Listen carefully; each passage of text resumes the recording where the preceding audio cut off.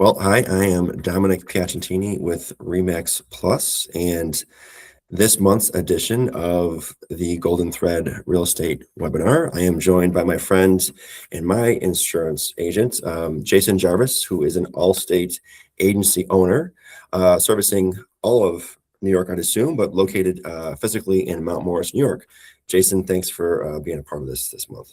Hey, Dom. Good morning. Thanks for having me. Yeah, it's a pleasure to finally do this. We talked about it, and I'm glad we're getting a chance to get together here. Yes, me too. And I use Jason for all of my homeowner or landlord policy, insurance policies. Any clients I work with who are buying homes and have any needs, I always refer Jason to. And every time I do, they're always thankful that I have because of his service and the way that he navigates his business. So happy to have you share some of your knowledge today with people who are going to be listening to this. That's a great compliment, what you just said. I appreciate it. Hey, I appreciate you. So a few quick questions just to help people add some value, add some knowledge, whether they are currently a homeowner or maybe looking to buy a home in the near future, or even rental properties, right? Just some basic information that folks might not be aware of that could be helpful for them. So in your experience, what are some of the biggest misconceptions that homeowners have about insurance coverage? Well, one of the kind of not funny but interesting ones that just came up the other day.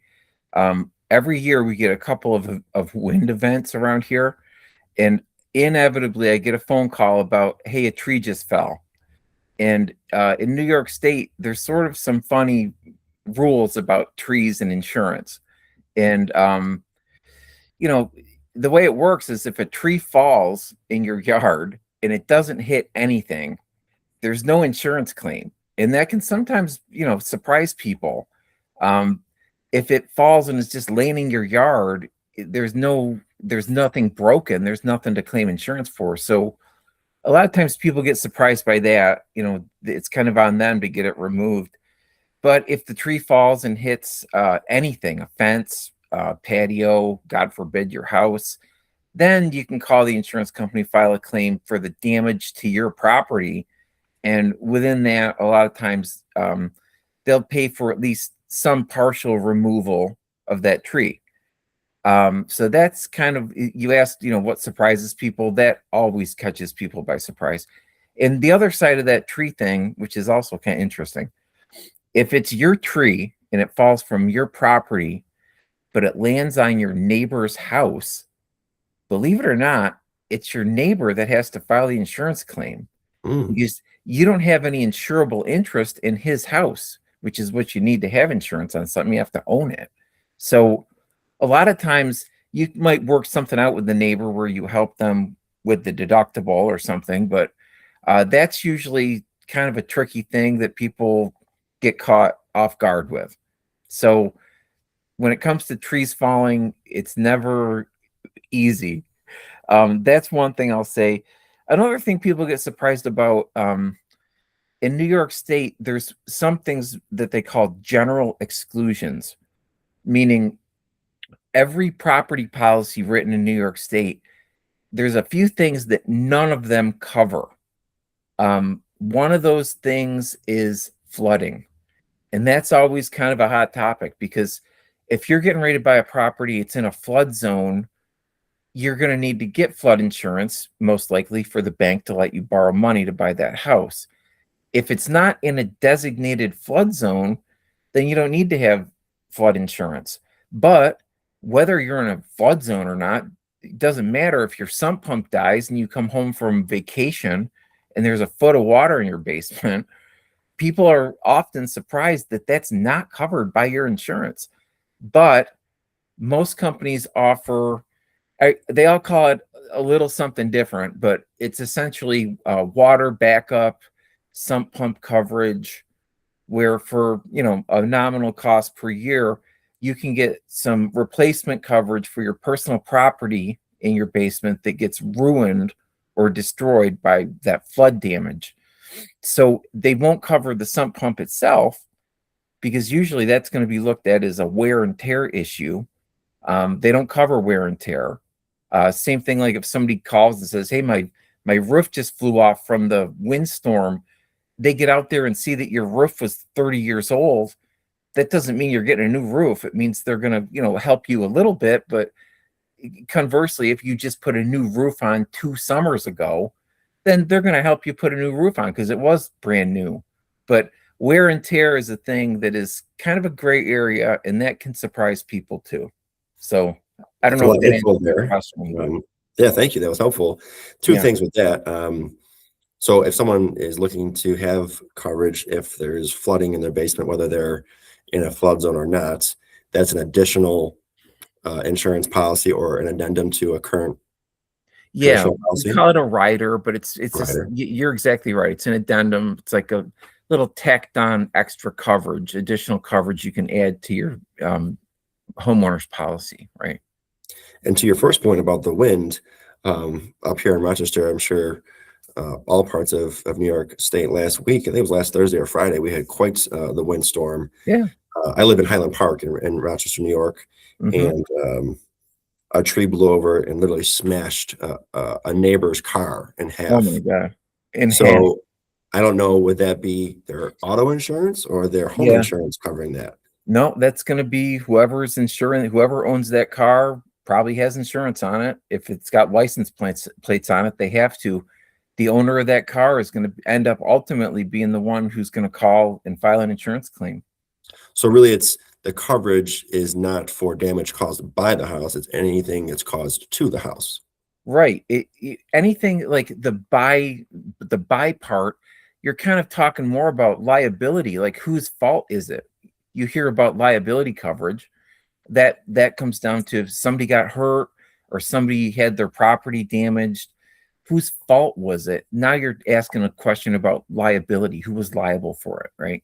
Yeah. But and that can be a separate thing where maybe you call a lawyer and you end up filing a liability claim against somebody's insurance for whatever reason. But when it comes to, hey, there's a tree laying across my car, that's call whoever insures your car and start there. And whoever's tree it was to start with, sadly, doesn't have any impact on the outcome of who's going to have to fix it.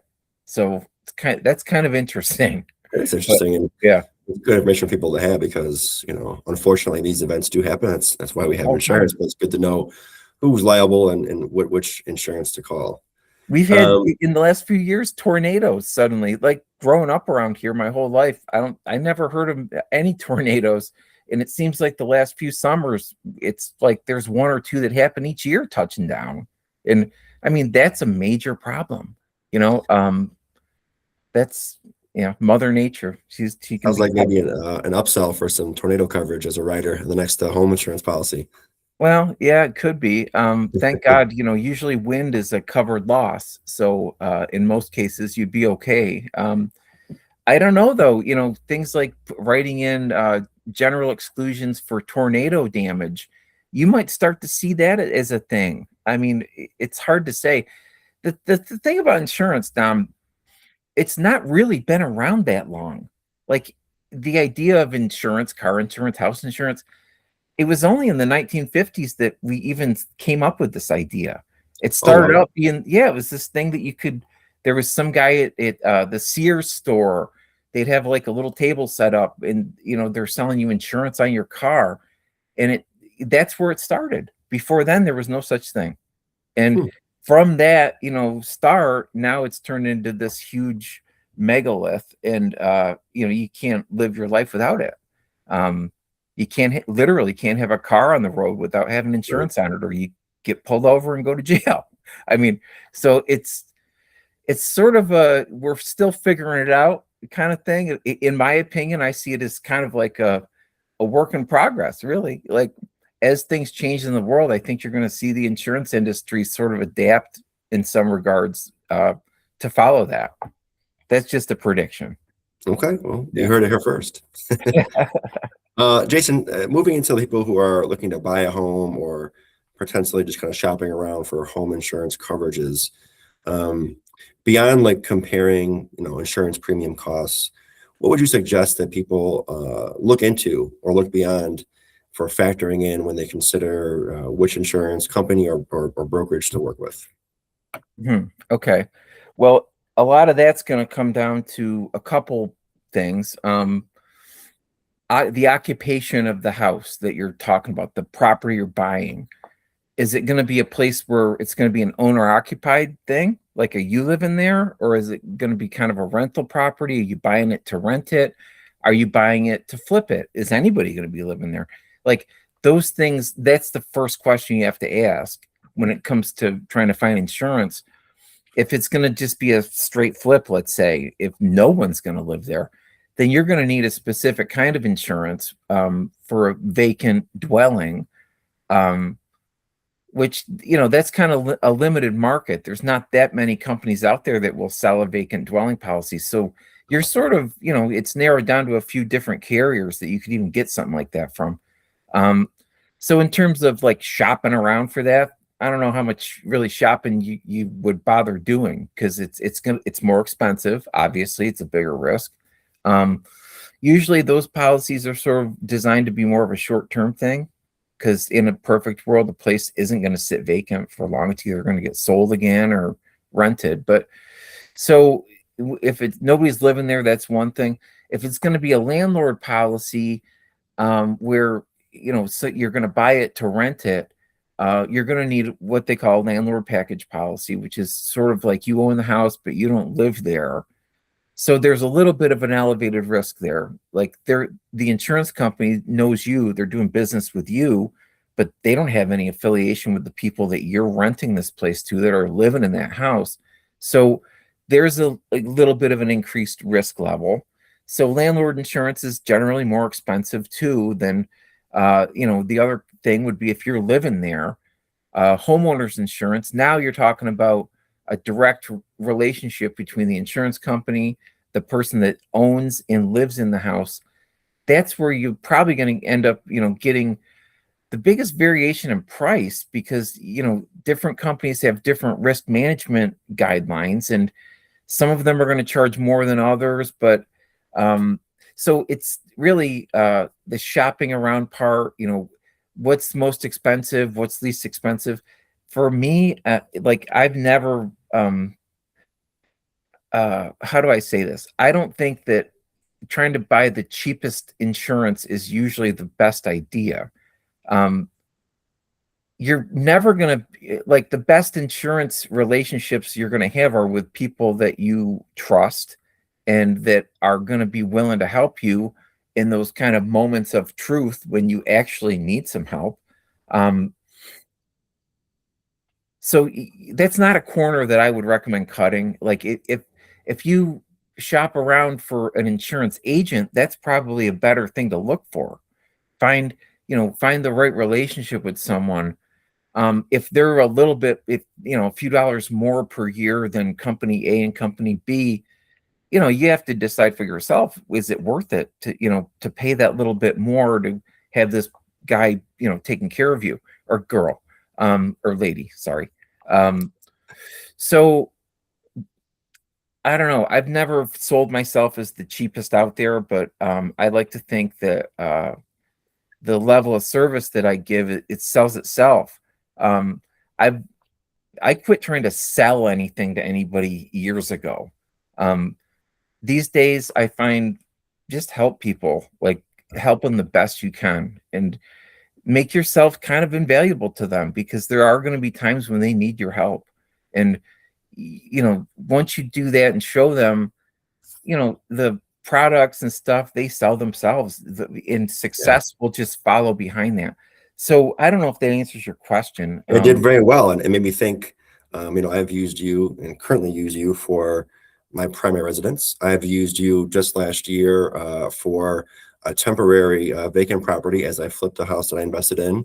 Then we converted it when I chose to keep it into a landlord policy as a rental. I have other rentals that I've used. And I think of a situation though with clients who I helped buy their first home just back a few months ago this spring, and recommended that they call you. It was Josh and Lex, and they called you, and they were so floored and thankful to me as the realtor for recommending you to at least shop around and give a call to.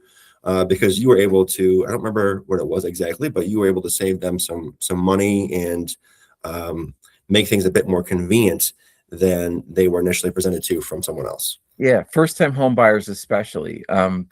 There's a lot of moving parts there. And if you can help kind of shepherd this one little part of that puzzle, across the finish line for them, it really makes a big difference. My agency, when I first started, my agency was affiliated directly with Nothnagel back when it used to be Nothnagel before Howard Hanna came in. And my office was inside of their corporate building. So Oh. like I really worked all the time, almost exclusively, really, with first time home buyers. So, having done that myself, bought my house for the first time, I kind of I know how that goes. And sometimes that can really be daunting, Yeah. and there's a lot of, this document, the binder and the page receipt stuff. It's not that big of a deal, but it seems like, kind of scary for some people, when you're first doing it. So yeah, I'm glad to help in that regard. That's probably the most satisfying part of my job is if I can, help somebody buying their house for the first time. If I can help them take care of the insurance thing stress-free, I did my job, Let me switch gears a little bit. Now, someone who owns a home and looking to upgrade or change or add to their home in some way, Okay. are there certain examples, maybe it's a pool or additions or finished basements, solar panels, whatever it might be, detached garages, that would typically prompt someone to want to review their coverage and call their Sure. agent or call you? Yeah, that comes up a lot. Well, okay, so it's kind of you're in a gray area here. Um, are people required to call their insurance agent if they get their house recited? I mean, not by the letter of the law, no. I mean, they've still got insurance coverage, but what happens is, there's an insurance contract. Let's say you buy a house. Let's say your insurance is paid through escrow and 20 years go by and it's just paid every year. Most insurance policies have a built-in, I call it an inflation fighter, where, a lot of times it'll raise your dwelling limit a little bit each year, a couple percent to sort of offset, inflation basically.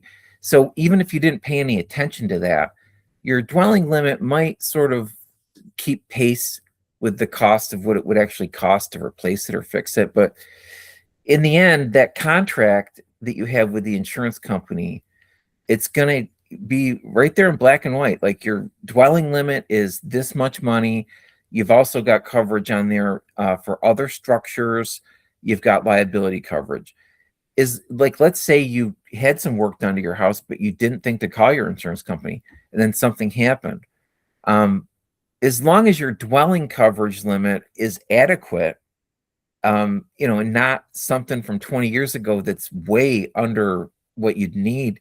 I mean, you can get away with not calling them and telling them as long as, but there is an element there of sort of, you want to make sure.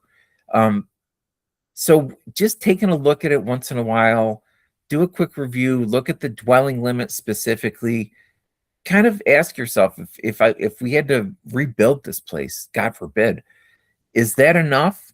And if there's any question there, it's worth a 10-minute call. The other thing you mentioned, you said pool. Pools are looked at as an other structure. Things like any detached building, like a garage, shed, pool, maybe a patio, gazebo, cupola, anything like, or cupola's on the top. I'm sorry. I mean, what's the other thing that you see all the time? Oh, pergola. Pergola, right? I mixed them up. Any of that stuff is covered under other structures. And with most companies, I know with Allstate, it doesn't cost much at all to crank that other structures coverage up. Like it might cost you $10 or $20 a year to take it from 50 grand to 200 grand. So if you do get a new pool or something, you want to just make sure that's adequate. The other thing you mentioned, pool, you have liability coverage on your homeowners as well. I know most companies include 100 grand, but you can also pay a little bit more to raise that. If you've got a pool, I think I always say it's good idea to spend a little bit of money to raise that liability limit. Most companies won't let you go higher than $1 million or $500,000 now, some of them. But it doesn't cost that much money to raise that up. And I mean, it's a horrible thing to think about, but the truth is, the chances of something bad happening when you got a pool out back, they go up. Yeah. And spending a few dollars here could really, change. It could change everything if something bad were to happen. Yeah, no one wants to think about paying insurance until they need it, right? And that's oftentimes the worst scenarios, right? Where there's damage or someone's injured or God forbid anything worse. That's when you think about these things. Somebody Let told me me end one time, Jason, with one last question for yeah, go ahead. Right. close this up. If you can give one piece of advice to either home buyers or homeowners that maybe they don't think of, what's one lasting thing or important thing you want to leave people with about insurance and properties? I'm going to give you two. Okay, I'll take two. First one is short and sweet. Work with somebody that you trust, because there's going to come a time when you're going to have to believe in them. And, hopefully that doesn't happen that often, because in a perfect world, you never have to worry about it. But it is going to happen, and you're going to need somebody who you can believe in is going to go to bat for you and be your voice. So that's short and sweet answer. But the other thing that I think that comes up all the time, 20 years in, I've been doing this a long time now. The miscommunication stuff is hard. And what people don't understand a lot is that wear and tear is a big deal. If you've got some little thing that you see around your house, maybe like a drippy faucet, a drip, you think maybe behind the wall, behind the shower, you can get the idea that it might be dripping back there, or something, something sort of starting to deteriorate. It's not an insurance claim to put up a new gutter, right? That's a trip to Home Depot. It's not an insurance claim to say, my bathroom floor fell in because the pipes were dripping behind the shower for the last 30 years. And they get in there and see it's like old cast iron pipe. I mean, you have to take care of your stuff, because it ends up being kind of a tough reality check when you call the insurance company and they tell you, hey, your roof was 40 years old. We're not going to pay for a whole brand new roof for you.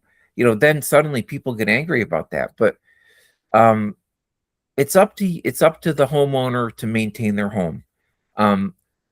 If for something to be claimable, here's like the best advice I'll tell you. Within the whole industry, the terms that they use for something to be a claimable loss, it has to be sudden and accidental.